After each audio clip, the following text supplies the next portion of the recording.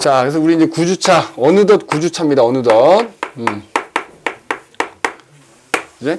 다행히 너희가 이제 빨리 시작해서 그렇지, 좀 늦게 시작한 애들도 있어. 걔네들이 이제 3주차 나가거든? 똑같은 내용이긴 하지만. 자, 그래서 9주차는 이 기후변화라는 거에 대해서 얘기해, 기후변화. 자, 그럼 기후가 뭐냐 이거지, 기후. 기후, 날씨야, 날씨. 날씨는 날씨인데, 우리가 기상과 기후가 있거든? 기상이라 그러면 보통은 이제 최근, 짧은 기간의 날씨를 보통 기상이라고 하는 거지. 그러니까 뭐 어제, 오늘, 뭐 내일 뭐 이렇게 짧은 기간의 날씨. 뭐 이건 너무 극단적이긴 하지만 좀 짧은 기간의 날씨를 기상이라고 하는 거고, 평균적으로 30년 이상의 어떤 평균적인 날씨를 기후라고 한다고. 근데 그 기후가 지금도 변하고 있고, 과거에도 변해왔고, 뭐 이렇게 된단 말이지. 특히 인간이 살기 전 시대를 우리가 지질 시대라고 부르는데, 지구의 나이가 46억 살이잖아? 근데 그 지구의 나이 대부분이 지질 시대라는 시대야. 인간이 출현한 거는 한 10,000년 전후밖에 안 되기 때문에. 그러면 그 기간 동안에는 우리가 본 적이 없으니까 날씨가 어땠는지 그걸 알 수가 없잖아. 그치? 근데 그 기간 동안에도 날씨는 끊임없이 변해왔단 말이야. 그래서 그 기후 변화에 대해서 이제 공부를 할 거고, 앞으로도 어차피 변해가니까.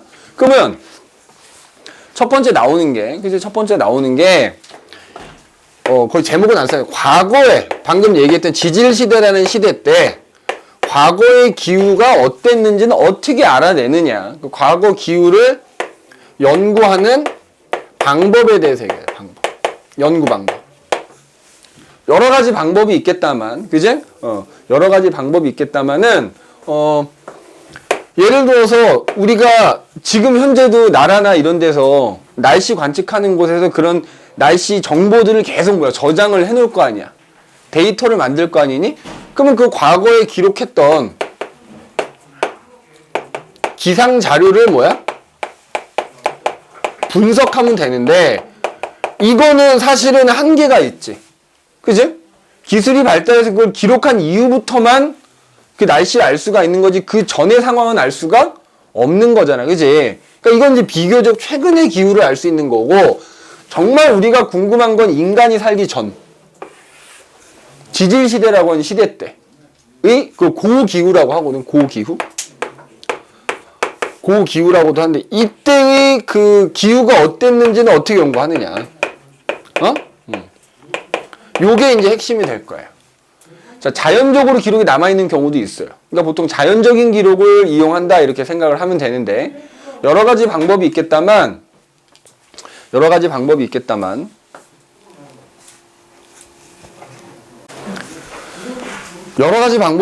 첫 번째는 뭐냐면, 나무의 나이테를 분석하는 방법도 있어. 나무 나이테.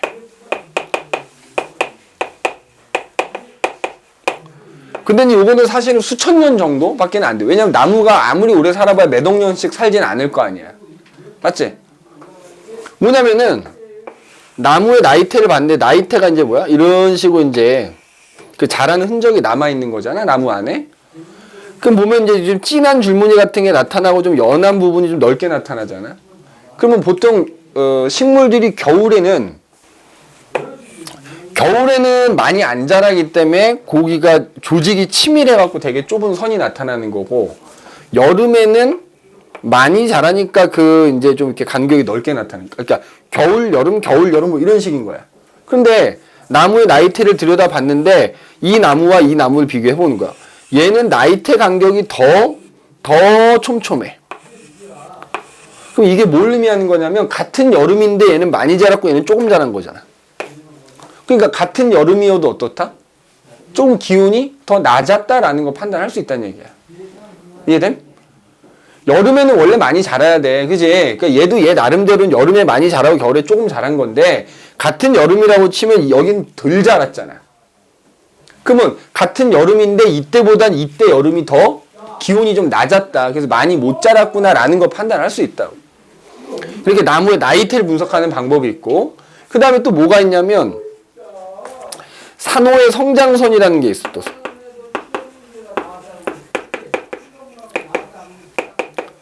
이거 나무 나이테랑 비슷하다고 보면 되거든.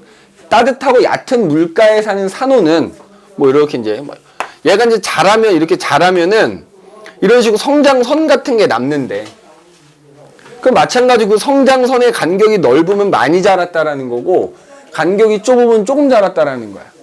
그러니까 얘는 물속에 사는 애니까 수온의 영향을 받겠지. 수온이 좀 낮을 때는 많이 못 자라니까는 그 성장선의 간격이 좁게 나타날 거고 수온이 따뜻해서 잘 자라면 간격이 넓게 나타날 거라고. 그러니까 나무의 나이테랑 좀 비슷한 경우다라고 생각하면 돼. 그 다음에 이제 중요한 건. 근데 이것들도 사실은 한계가 있다 그랬지? 얘가 뭐 몇백 년 전에 뭐 몇천 년, 그제? 뭐 비교적 짧은 기간인 건데 더 오래전은 뭘 이용하냐면 요게 더 이제 중요하다고 할 수 있는데 자, 빙하 코어를 분석하는 거야, 빙하 코어. 요거 중요합니다. 빙하 코어 분석. 그럼 빙하 코어 분석이라는 게 뭐냐면은 예를 들어 니네 남극에 가면 빙하가 막 몇천 미터, 몇 킬로미터 두께로 쌓여 있거든. 그럼 거기서 이렇게 구멍을 뚫어가지고 시추한다 그러지. 이렇게 빙하 기둥을 뽑아 올려. 이렇게. 그럼 이게 빙하 코어거든. 근데 그 빙하라는 게 오랜 시간 내린 눈이 녹지 않고 쌓여서 만들어지는 거다 보니까 빙하도 이렇게 층이 있어. 층. 빙하 층이 이렇게 있단 말이야.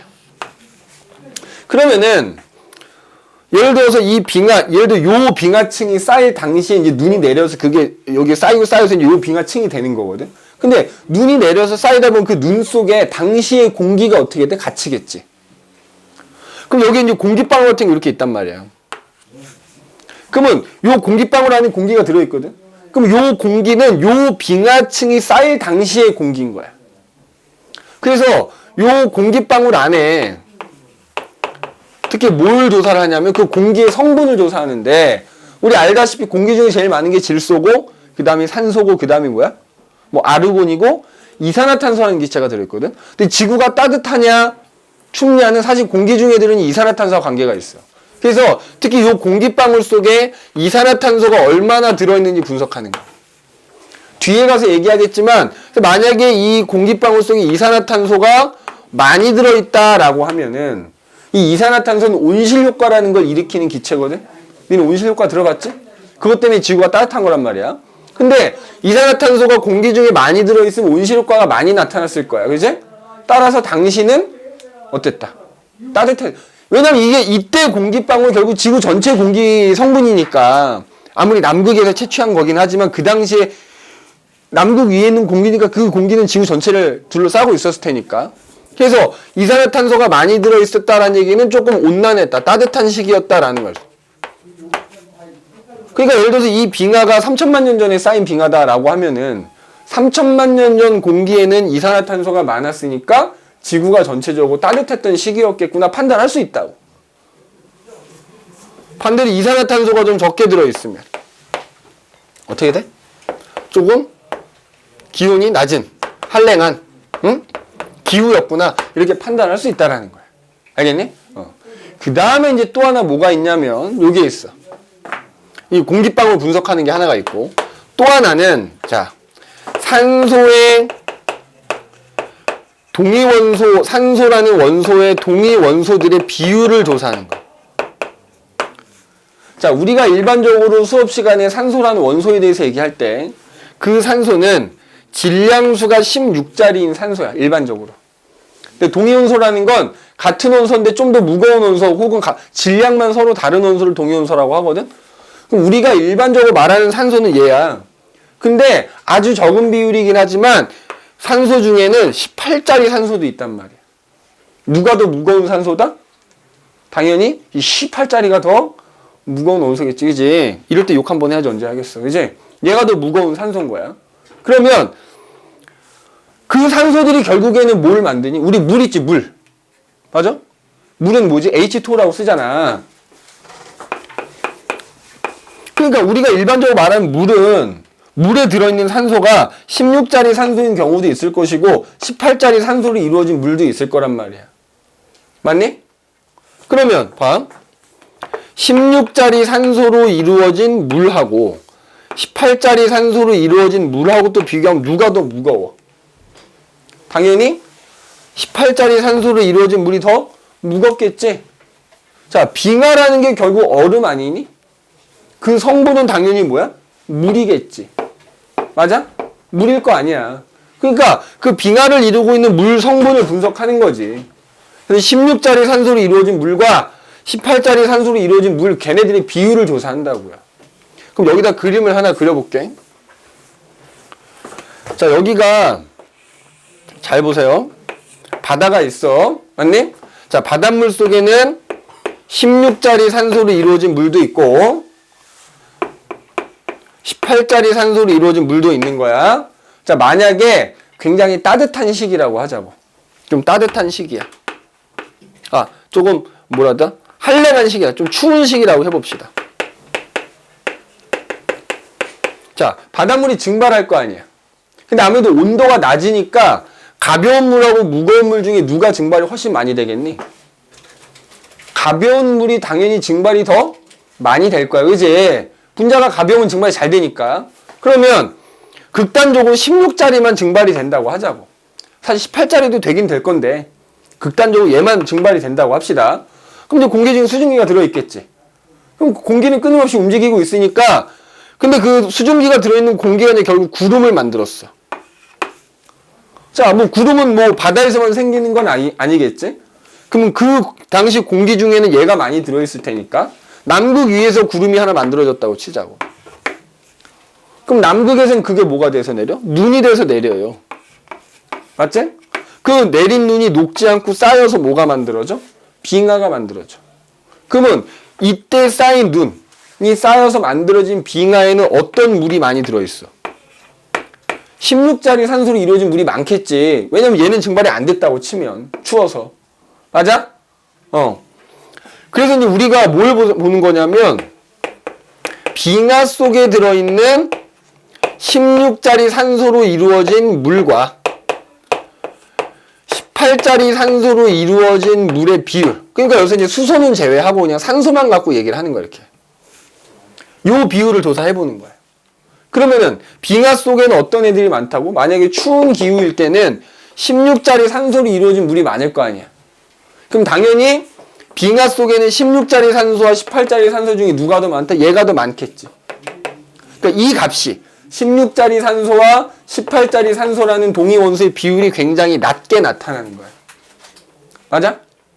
그러면 상대적으로 바닷물 속에 있는 물을 가지고 남아있는 물을 가지고 또 16짜리 산소가 얼마나 들어있고 18짜리 산소가 얼마, 그 비율을 조사한 거지. 그러면 상대적으로 봐라. 추울 때는 16짜리는 많이 증발이 된 거 아니야. 그러면 바닷물 속엔 상대적으로 어떤 애가 많이 남아있어? 18짜리 산소가 많이 남아있겠지. 맞니? 그걸로 이루어진 물이 많이 남아있을 테니까 18짜리 산소가 많이 남아있는 셈이니까 16짜리 산소하고 18짜리 산소의 비율이 이거보다는 크게 나타나겠지. 얘가 많으니까. 맞니? 이해돼? 또 하나, 바닷속에 물고기 같은 거 살 거 아니야. 맞지? 그럼 얘네들도 뭐 그 바닷물 속에 녹아있는 산소를 또 얻기도 할 것이고 또 물을 또 흡수해갖고 걔네 몸을 또 구성하는 데 쓰기도 할 거 아니야. 그러면 이런 해양생물 화석을 발견했어. 그 화석 안에 들어있는 16짜리 산소와 18짜리 산소의 비율을 또 조사해보는 거야. 물속에 사는 물고기니까 결국 얘랑 똑같은 비율이 나타난다. 알겠니? 요거 기억해야 돼. 그러니까 내가 빙하 속에서 이 동위원소의 비율 조사하고 바닷물 속에 이 비율 조사해보면 이런 식으로 나타날, 이 값은 작은데 이 값은 굉장히 크게 나타나면 당시의 기후가 어땠다? 굉장히 한랭한 기후였다. 그치? 지금 예를 들었잖아. 맞지? 그럼 반대로 기후가 좀 따뜻한 기후일 때는 어떻게? 자, 따뜻할 땐 얘도 증발이 잘 되거든. 그러면 상대적으로 빙하 속에 18짜리 산소도 많이 들어있게 되니까 이거랑 반대로 나타나. 조금 기후가 따뜻한 시기일 때는 따뜻한 시기일 때는 이 값이 어떻게 된다고? 높게 나타나고 이 값은 낮게 나타나고 이 값도 낮게 나타난다. 그래서 선생님이 지금 거기 교재에다 이렇게 표로 지금 정리해놨잖아. 맞니? 그래서 빙하나 바닷물 속에 들어있는 그 산소의 동위원소의 비율을 조사를 해보면 과거에 따뜻했는지 서늘했는지 추웠는지를 파악하는 데 도움이 된다 이거지. 알겠니? 도움이 된다는 얘기입니다. 그래서 빙하 코어 그러니까 빙하에 있는 공기방울도 분석하고 그 빙하에 들어있는 얼음 분자를 이용해갖고 얘 비율도 조사를 해보고 그러면 과거의 기후 알 수 있다는 얘기입니다. 알겠니? 또 네 번째 이번에는 자 요거 교재에 있으니까 별표 해놓으셔야 됩니다. 별표 해놓으시고요. 자 네 번째로는 거기 보면 나와있지만 시상화석이라는 걸 가지고도 연구할 수 있다. 자 무슨 얘기냐? 나중에 화석에 대해서 따로 배울 시간이 있겠다만 시상화석, 화석이라는 건 뭐냐면 아주 오래전에 살았던 동물이나 식물들의 흔적이 지층 안에 남아있는 게 화석이거든. 그 중에서 시상화석이라고 하는 건 뭐냐면 어떤 특정한 환경을 알려주는 화석이야. 환경.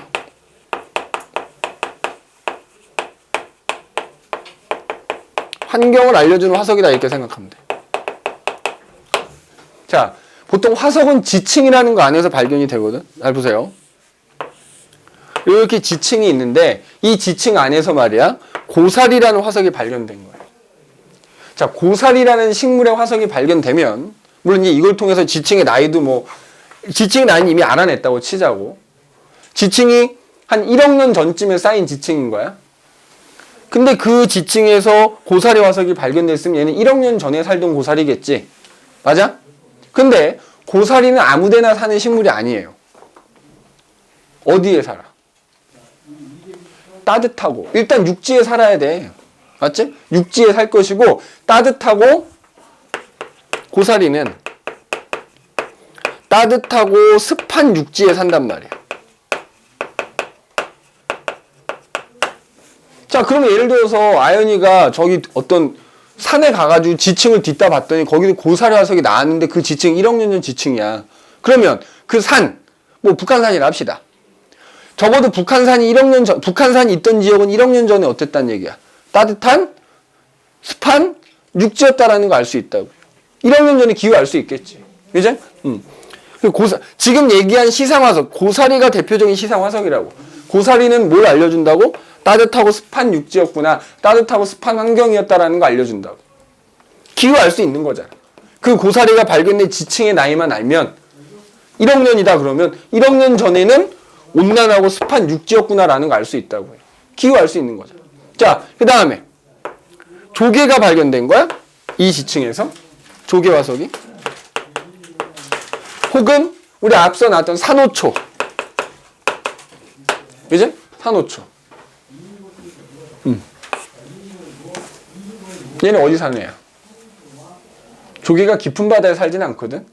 조개나 산호초들은 얕으면서 따뜻한 바다에 살아.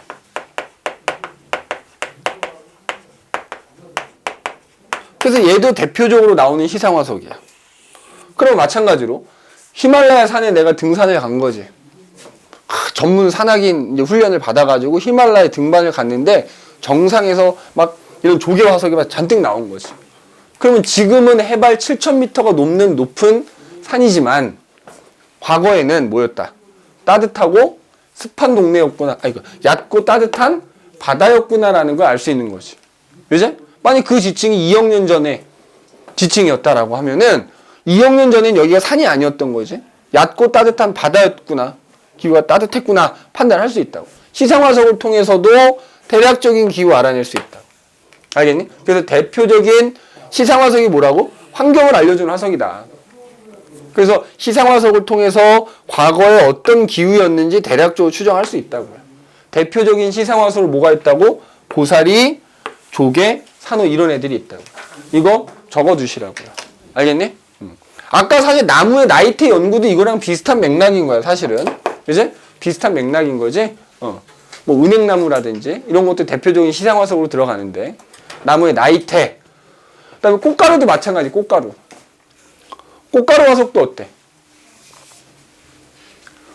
예를 들어서 그 꽃가루가 어느 꽃의 꽃가루인지 알면은 그 꽃이 어떤 환경에 사는 놈인지 알 수 있을 거 아니야. 그럼 그 꽃가루 화석이 발견됐다라는 거는 그 당시에 그 꽃이 번성했다는 얘기가 되는 거고, 그럼 그걸 통해서 그 당시의 환경을 대략적으로 기후를 알 수 있는 거야. 그죠? 그래서 하여튼 이런 여러 가지 방법을 통해서 과거의 기후들을 알아낼 수 있다라는 얘기고, 그 중에서 하여튼 빙하 코어 분석하는 게 아무래도 제일 어렵고 제일 중요하게 다뤄지는 부분이니까 이거 꼭 기억을 해 두셔야 됩니다. 알겠지? 자, 그런데 이런 식으로 이제 과거의 기후들을 쭉 조사를 해보면 기후가 여러 차례 변해왔다는 걸 알 수가 있어. 현재도 기후가 변하고 당장 우리 몸으로 체감하잖아. 적어도 선생님 같은 경우에 선생님이 너희 나이 때랑 지금이랑 비교하면 계절이 너무 불분명해졌어. 선생님이 어렸을 때만 해도 정말 우리나라는 사계절이 뚜렷하다는 말이 정말 잘 어울릴 정도로 봄, 여름, 가을이 뚜렷했다고요. 근데 지금은 어때? 이게 뭐 겨울인지 여름인지 그지? 맞니? 그러니까 굳이 따지자면 봄, 가을이 거의 없는 것 같고 여름 아니면 뭐 이런 식이잖아. 그러니까 기후가 계속 변해. 그러면 그런 기후들이 왜 변하느냐 이거지. 왜 변하느냐. 자, 기후가 변하는 원인. 요인, 원인 이렇게 얘기해. 자, 크게 두 가지인 거야. 그냥 우리가 인간들이 아무것도 하지 않아도 인간들이 아무것도 하지 않아도 뭐야? 인간들이 아무것도 하지 않아도 뭐다? 편해. 자연적으로 변하는 게 있어. 자연적으로 기후가 변하는 경우가 있고 인간이 출현하고 산업이 발달하면서 인간에 의해서 뭐야? 기후가 변하는 경우가 있겠지. 인위적인 요인이 있어요.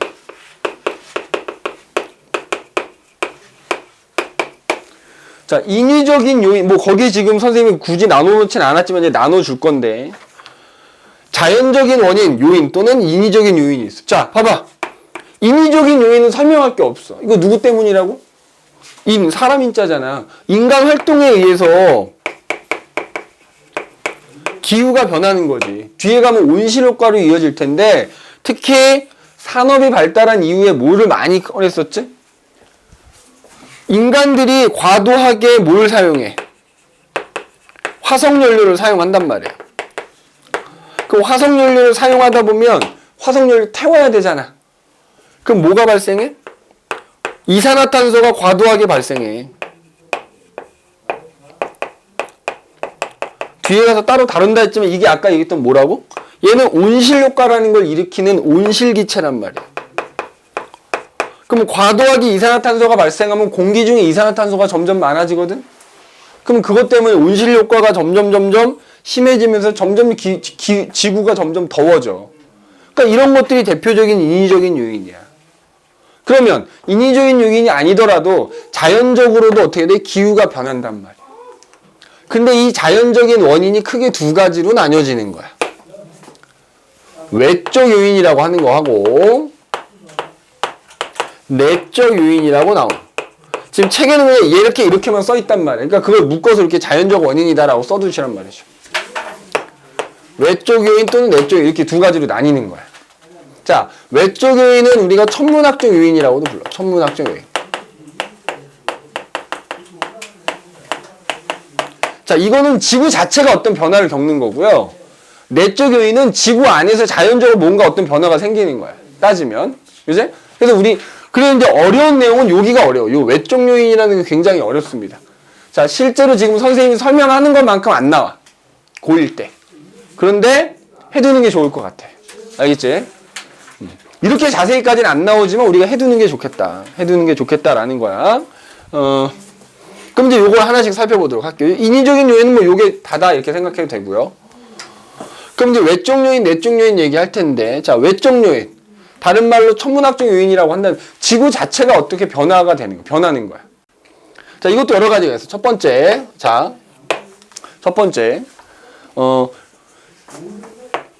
우리 책에 있는 순서대로 해줄게. 지구 자전축의 경사가 변하더라. 자, 지구가 자전하는 게 뭐지? 스스로 도는 거지? 그럼 그 자전하는 축이 있을 거 아니야? 근데 너희 아마 알걸? 봐봐. 자, 여기 예를 들어 태양이 이렇게 있고, 우리 지구가 이렇게 있어. 응? 지구가, 여기 봐봐. 지구가 이렇게 있다고 합시다.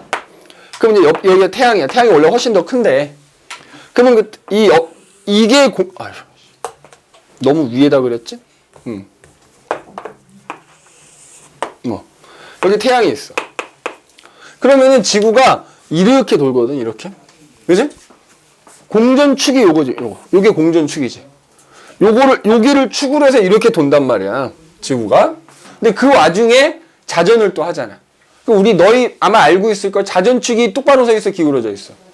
공전축에 대해서 기울어져 있어요. 얼마나 기울어져 있지, 현재는? 23.5도가 기울어져 있단 말이야. 현재 우리가 그 학교에서 배울 때 23.5도 기울어져 있다고 배우지? 현재 23.5도 기울어져. 그런데 이게 자연적으로 기울어진 정도가 더 기울어져. 우리는 못 느끼지만 더 기울어진다고.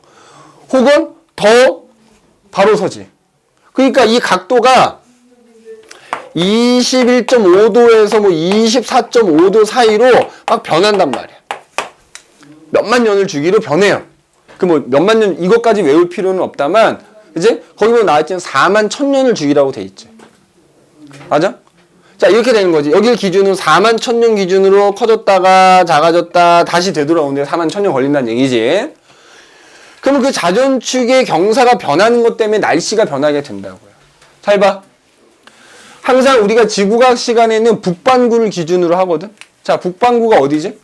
지구 자전축을 기준으로 해서 정중앙이 적도가 되는 거고요. 적도에서 북극 부근까지를 북반구라 부르지. 여기. 맞아? 그럼 봐. 이 상태에서 햇빛이 이렇게 들어오거든. 햇빛이 이렇게 들어와. 맞니? 자, 햇빛이 이렇게 들어오고 있어. 자, 그러면 적도를 기준으로 우리나라는 중간쯤 있는 나라거든. 그러니까 요쯤에 있어. 여기 봐봐, 여기. 요쯤이야, 요쯤. 우리나라 요쯤에 있다고 칠게. 그럼 우리나라 지면에 대해서 햇빛이 이렇게 들어오고 있단 말이야. 그러니까 이 지면이 있으면 약간 비스듬하게 햇빛이 들어오고 있단 말이야, 지금. 그런데 만약에 이 상태에서, 자, 지구 자전축의 경사가 만약에 지금보다 커진다고 가정해 봅시다. 참고로 요때는 이거 뒤에 가서 나오니까 얘기하자면 북반구 기준으로 얘기한다고 해서 별다른 얘기 없으면 자전축이 태양 반대쪽으로 누워있으면 북반구에서는 겨울이야, 계절이. 현재 북반구에서 뭐라고? 계절적으로 겨울이라고. 그럼 현재 겨울에 지면에 대해서 햇빛이 이렇게 비추고 있단 말이야, 우리나라에. 또는 북반구에. 그런데 그 자전축의 경사가 더 커졌다고 하자고. 커졌다고 하자고. 자, 그럼 어떻게 돼? 얘가 더 눕는 거잖아, 이렇게. 24.5도 더 커지는 거거든? 더 누우면 이게 어떻게 되냐? 얘가 누웠으니까 이게 더 올라가지, 이렇게. 지면이 이렇게 된다고. 맞아? 햇빛이 들어오는 그러면 뭐가 달라져? 이렇게 들어오던 햇빛이 지면을 기준으로 하면 더 비스듬하게 들어오거든? 맞니? 더 비스듬하게 들어오니까 지면이 받는 태양 에너지의 양이 많아질까 적어질까?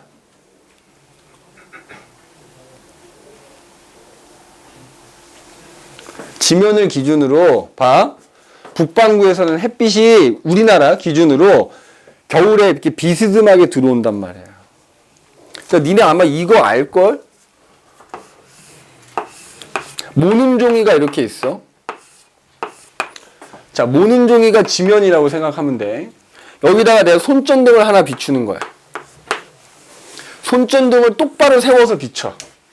자, 그랬더니만 한 4칸 이렇게 손전등 빛이 비추는 거야. 자, 만약에 손전등에서 나오는 빛이 100이라고 해볼게. 그러면 100이라는 빛을 몇 칸이 나눠서 받는 거야? 4칸이 나눠 받는 거지? 그러면 한 칸당 얼마씩 받는 셈이야? 평균적으로 25씩 받는 셈인 거지. 근데 만약에 내가 이 손전등을 기울이잖아? 그럼 어떻게 되지? 그 빛이 닿는 면적이 어떻게 돼? 더 넓어져. 그러면 똑같이 나오는 빛은 100인데 100을 더 많은 면적이 받아요. 나눠 받는 거니까. 그럼 만약에 8칸이 받았다고 해봐. 8칸이 100만큼의 빛을 나눠 받는 거잖아. 그럼 한 칸당 얼마를 받는 셈이야? 그럼 무슨 얘기냐면 자전축이 더 커져갖고 지면이 이렇게 기울어지면은 더 비스듬해진 거야. 더 비스듬해질수록 빛을 받는 면적이 넓어지면 단위 면적당 받는 태양 에너지 양은 점점 어떻게 적어진다고. 지금 현재 안 그래도 겨울인데 겨울이 더 추워진다고요. 자, 지구 자전축의 경사가 커지면 현재 겨울은 어떻게 된다? 더 추워지게 된다. 잘 봐. 그럼 여름일 때를 생각해 볼게. 자, 여름일 때. 자, 지구가 예를 들어 이쪽에 있는데, 그지? 지구가 이쪽에 있는데, 자전축이 23.5도 현재 지금 기울어져 있는 거, 이렇게. 자, 그러면은, 여기가 이제 북반구가 되거든. 잘 봐. 그럼 거기서 우리나라는 한 이쯤 되는 지역이야. 그러면 우리나라 지면에서는, 지면이 요거야. 햇빛은 무조건 지구에 뭐야? 평행하게, 나란하게 들어오거든. 그러면 우리나라 지면 기준으로 요렇게 햇빛이 지금 들어오는 거지. 거의 지금 그림상으로는 거의 90도에 가까이 이렇게 비추고 있는 셈이란 말이야. 맞지? 그런데 이 상태에서 지구 자전축이 더 커져. 이렇게 24.5도로. 그럼 이게 어떻게 되지? 자, 얘가 더 이렇게 기울어졌으니까 내가 사는 지역도 더 이렇게 기울어지게 되는 거야. 맞지? 그러면 지면에 대해서 햇빛이 어떻게 돼? 야, 그러니까 이렇게 비추고 있던 게 이렇게 되는 셈이 되는 거야. 맞니? 그럼 오히려 어떻게 돼? 단위 면적당 받는 태양 에너지가 많아지면서 그러니까 결론은 겨울은 더 추워지게 돼. 경사가 커지면. 근데 여름은 오히려 어떻게 된다고? 더 더워지게 된다고요. 여름은 어떻게 된다? 더 더워져.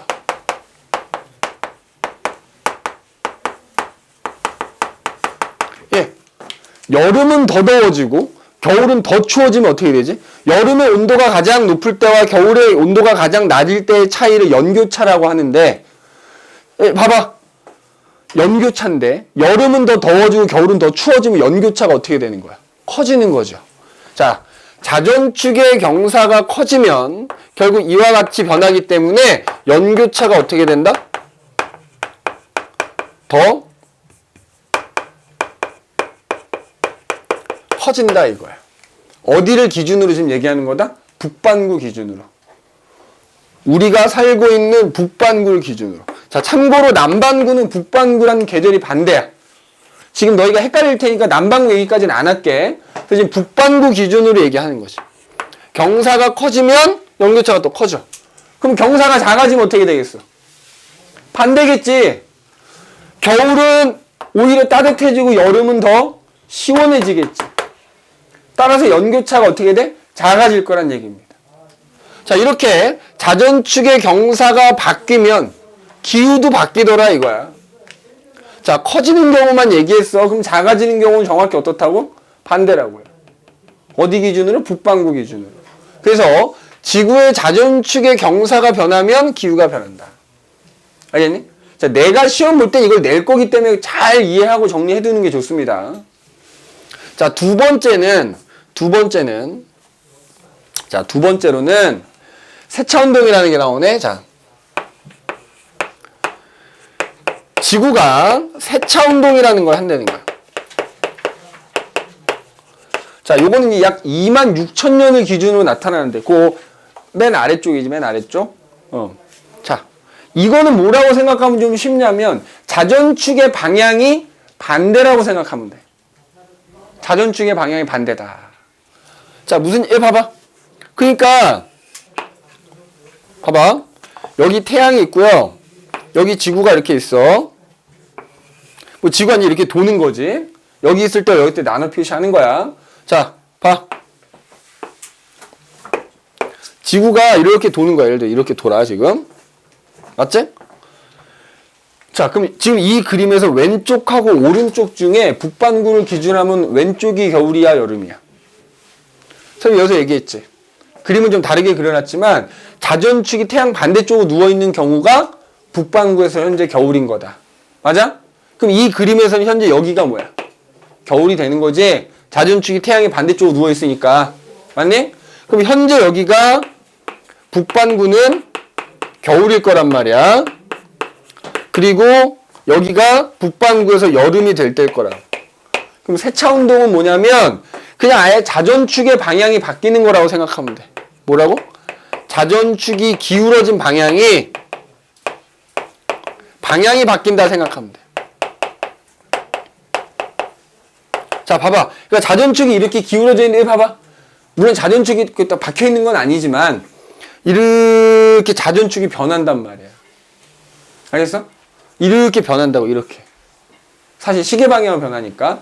그러면 이렇게 있던 자전축이 나중에 13,000년 후가 되잖아? 이렇게 된다는 얘기야.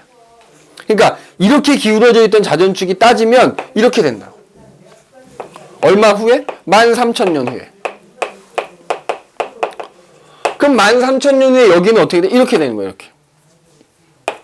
이렇게 돼. 자, 그런데 조금 있다가 나오겠지만, 잘 봐. 지금은 지구가 어떻게 공전을 하고 있냐면 태양 주변을 약간 타원으로 돌고 있거든? 그래서 태양의 위치가 엄밀하게 말하면 이런 식이야. 그러니까 현재 겨울일 때는 지구하고 태양이 조금 가까워. 여름일 때는 태양하고 지구가 조금 멀리 떨어져 있는 상태란 말이야. 이거 좀 이따 뭐 근일점, 원일점 얘기할 건데, 그러면 봐봐. 13,000년 후가 되면은 요 위치에서 겨울이었던 계절이 여름이 되는 거야. 우리는 물론 못 느껴. 자전축이 태양 쪽으로 기울어지면 여름이란 말이야. 이때는 현재는 이 위치에서 지구가 여름인데 13,000년 후가 되면 자전축이 이렇게 방향이 바뀌면서 겨울이 되는 거야. 이걸 우리는 못 느낀다고. 그냥 지구 자체가 이렇게 변하니까. 다만 그러면은 봐.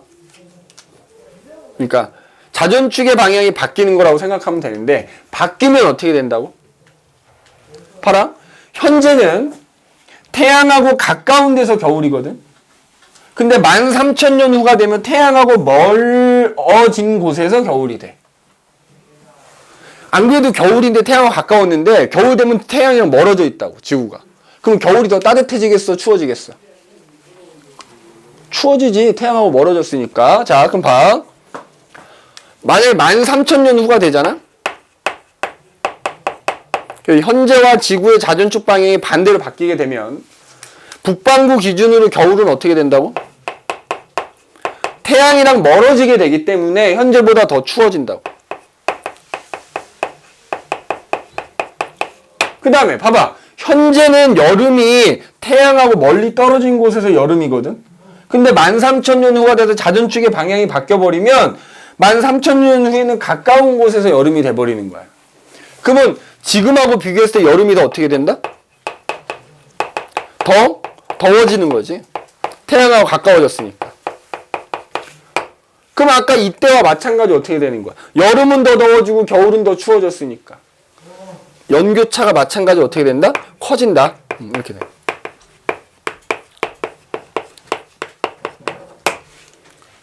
그러니까 지구의 자전축의 경사가 저절로 변하는데 경사가 변해도 기후가 변하고 자전축의 방향도 이게 수시로 바뀌게 되는데 물론 이제 1, 2년 사이에 바뀌는 건 아니지만 그게 방향이 바뀌어도 기후가 변하더라.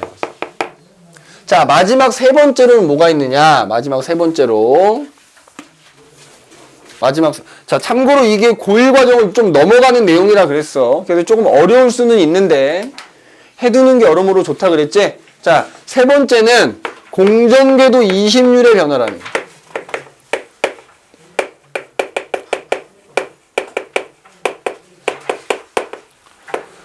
뭐 니네가 수학 시간이 되지 뭐 타원 배웠냐? 아직 안 배웠지?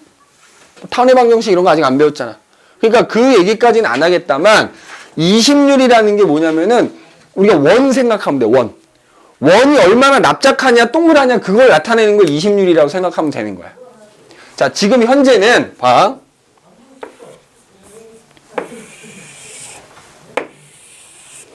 지금 현재는 지구가 여기서도 잠깐 얘기했지만 여기 이제 태양이라고 그러면 약간 타원 형태로 지구가 태양을 돌고 있어. 그러다 보니까 그러면 이제 그 나중에 니네 타원 배우면 나오겠지만 타원에선 초점이라는 게 있거든.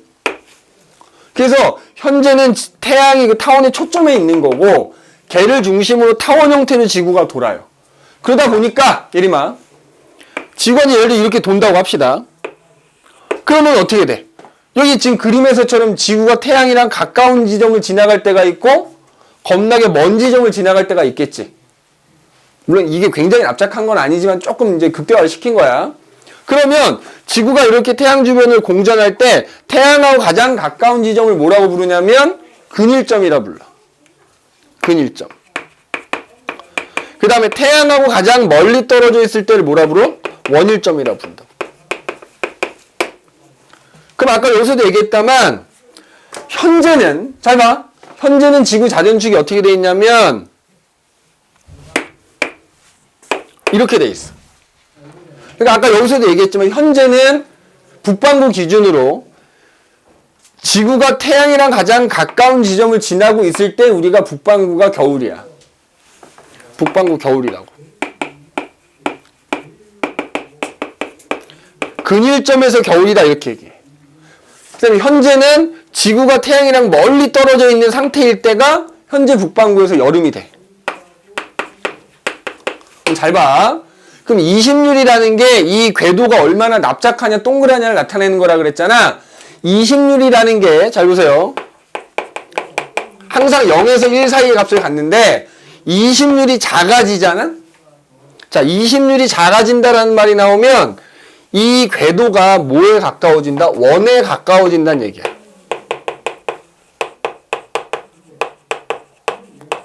다시 20률이라는 게 뭔지 몰라도 그냥 일단 이렇게만 20률이 작아지면 그 궤도가 원에 가까워진다는 거야. 그러면 이 지금 궤도에서 이 공전 궤도 20률이 작아지면 공전 궤도가 그냥 이렇게 원 궤도가 된다고 생각하라고요. 그러면 원 궤도이면서 지구가 이제 이렇게 도는 상황이 되는 거죠. 이렇게. 그럼 원일 때는 태양이 어디 있어야 되냐면 정확하게 그 원의 중심에 있어야 돼. 그러니까 여기를 지날 때나 여기를 지날 때나 태양하고 거리가 지구가 똑같아. 근데 아무튼 그렇게 돼. 이게 자, 하얀색 궤도에서 지금 분홍색 궤도로 바뀌면 20률이 작아지는 거야. 그럼 어떻게 되지? 자, 자전축이 이렇게 기울어질 때가 북반구에서 겨울이라고 그랬잖아. 겨울인데 태양이랑 더 멀어진 거야. 맞아? 태양은 그대로 있는데 지구의 위치만 이렇게 바뀌어서 돈다고. 그러면 겨울은 태양이랑 더 멀어졌으니까 어떻게 돼? 현재보다 더 추워지는 거야. 겨울 더 추워진다고.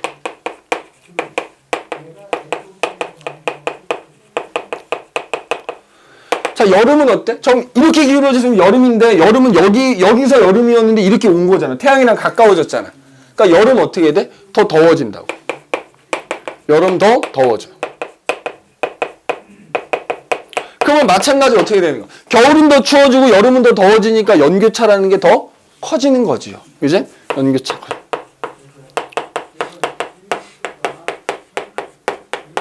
그래서 마찬가지로 이 20률이 공전궤도의 20률이라는 게 변해도 지구의 기후가 변하게 된다. 자, 정리를 합니다. 자, 정리를 할게. 정리를 합니다. 봐라. 지금 외적 요인이라는 거 세 가지 잘 보세요. 외적 요인이라는 거 세 가지 얘기했지. 첫 번째로 뭐였어? 자전축의 경사각. 그지? 경사각. 그 다음에 두 번째로는 세차 운동이라는 거. 맞지? 세차 운동이 뭐라고 생각하면 된다고? 그냥 그 자전축의 방향이 바뀌는 거. 어? 자전축의 방향이 바뀌는 거라고 생각하면 된다 그랬고, 그 다음에 지구가 태양 둘레를 공전하는데 그 공전하는 궤도가 얼마나 납작하냐 동그라냐, 이제 20률이라고 한다 그랬지? 그래서 이 세 가지가 동시에 사실 변하기 때문에 얘네들 각각의 경우로 나눠서 얘기했지만 사실 동시에 변해요. 어? 그래서 어쨌든 이런 걸 변하면 기후가 변하더라.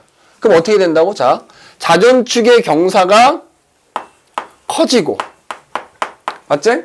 자전축의 방향이 현재와 반대가 되고, 20률이 작아져서 원에 가까워, 원 궤도가 되면 연교차가 어떻게 된다고? 북반구 기준으로 연교차가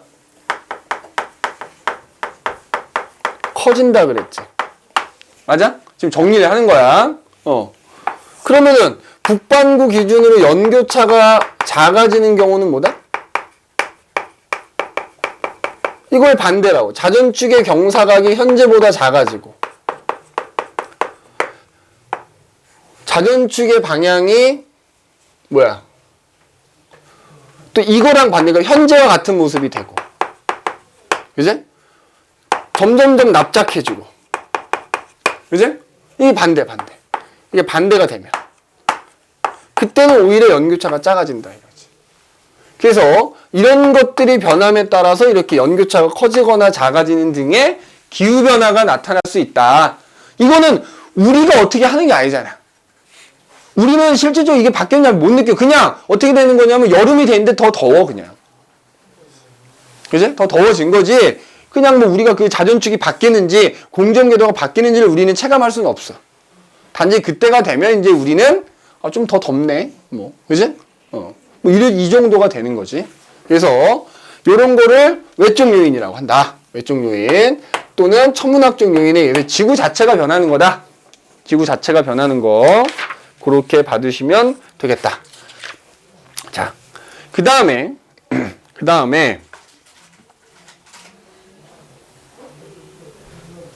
지구 내적 요인까지 얘기합시다. 자, 지구 내적 요인은 그럼 뭐다? 외적 요인이라는 게 있었고 내적 요인이라는 게 있었잖아. 자, 얘는 내적이니까 뭐냐면 지구 안에서 자연적으로 일어난 어떤 변화. 대표적인 게 뭐가 있을까? 우리나라는 아니지만 전 세계 곳곳에서 뭐가 일어나지? 화산활동이 일어나는 거야. 자, 화산활동이 일어나게 되면 여러 가지가 뿜어져 나오지. 특히 화산활동에 의해서 만약에 화산재라는 게 겁나 뿜어져 나와요. 그러면 화산재는 어때? 굉장히 가볍다 보니까 높이 올라가게 되고요. 굉장히 오랫동안 떠 있는 거야. 그러면 화산재가 오랫동안 떠 있으면 햇빛을 차단하겠냐, 잘 통과시켜 주겠냐? 햇빛이 좀 차단이 되겠지? 그럼 지구로 내려오는 햇빛을 차단하니까, 그지? 일시적으로 지구의 기온이 어떻게 된다? 기온이 내려갈 수 있어. 자연적으로 일어나는 화산활동, 지구 안에서 일어나는 화산활동. 그지? 맞아? 그 다음에 또 뭐가 있어? 뭐 예를 들자면 이거는 니네가 안 배운 건데 나중에 배우겠지만 그 수륙 분포가 변해. 나중에 배우겠는데 이제 우리가 살고 있는 대륙은 유라시아 대륙이죠. 이 대륙들이 움직이고 있거든. 그래서 예전에 베게너라는 사람이 과거에는 지금으로부터 약 한 5억 년 전쯤에는 이 대륙들이 다 한 덩어리였다. 근데 그 대륙들이 찢어져 갖고 막 흩어지면서 현재와 같은 모습이 뭐 이렇게 주장을 했거든. 그런 수륙 분포가 변하게 되면 그것 때문에 바닷물의 흐름도 변하게 되고요.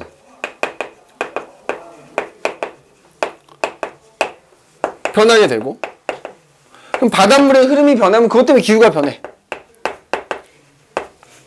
예를 들어 따뜻한 바닷물이 흘러갔는데 그게 변해가지고 차가운 바닷물이 흘러가면 따뜻한 바닷물이 흘러가는 옆에 있는 지역은 비교적 따뜻한데 차가운 바닷물이 지나간 지역은 좀 상대적으로 좀 기온이 낮을 거란 말이에요. 그래서 기후가 변할 수 있어. 이거 니네 아직 안 배웠기 때문에 뭐 대륙이동이라는 거 아직 안 배웠기 때문에 요 정도로만 얘기하는 거야. 그지? 그래서 뭐 이런 기후 변할 수 있다는 얘기지. 또 뭐 있어? 자, 예를 들어서 이런 거지. 빙하. 물론 인간 때문에 녹긴 하지만 빙하가 녹는 지역이 있고 빙하가 계속 쌓이는 지역이 있을 거 아니야. 맞아? 그럼 만약에 빙하가 쌓여. 빙하가 증가해. 빙하 면적이 넓어져. 예를 들어서 그럼 빙하가 얼음이잖아. 햇빛을 반사를 잘 하겠냐 잘 못하겠냐? 야, 얼음이 햇빛을 반사를 잘해 못해? 얼음이 많아지면 햇빛을 반사하는 게 그만큼 많아져. 네가 얼음 투명하잖아. 반사하는 게 많아진다고요. 그러면 만약에 빙하가 늘어나잖아? 그러면은 햇빛을 반사하는 게 많아진다고. 반사율이 증가한다고. 야, 흡수를 해야 따뜻한데 반사하는 게 많아지면 어떻게 되겠어? 그만큼 기온이 또 내려갈 수 있는 거야. 기온 변화가 나타난다고. 뭐 이때는 내려가겠지. 얘만 생각하자 그럼. 이런 식으로 지구 안에서 자연적으로 일어난 어떤 변화들 때문에 기후가 변하게 되면 그걸 우리가 뭐라고 한다? 내적 요인이라고 한다 이거야. 그래서 외적 요인이 됐던 내적 요인이 됐던 이런 것들은 아까도 얘기했지만 자연적으로, 그지? 자연적으로 일어난 현상이야. 자연적 원인이란 말이야. 그 다음에 아까 서두에 얘기했지만 근래 들어서는 뭐가 더 영향이 크다? 인위적인 요인에 의해서 기후가 변하는 게 더 크다고. 그래서 아까 얘기했듯이 인간 활동에 의해서 뭐야? 과도한 화석연료를 사용하게 되고 화석연료를 많이 사용하면 공기 중에 뭐가 많아져? 이산화탄소가 많아져가지고 지구가 점점 더워지는 온실효과가 나타난단 말이야. 잠깐 쉬었다가 그 온실효과에 대해서 얘기하도록 합시다. 오케이?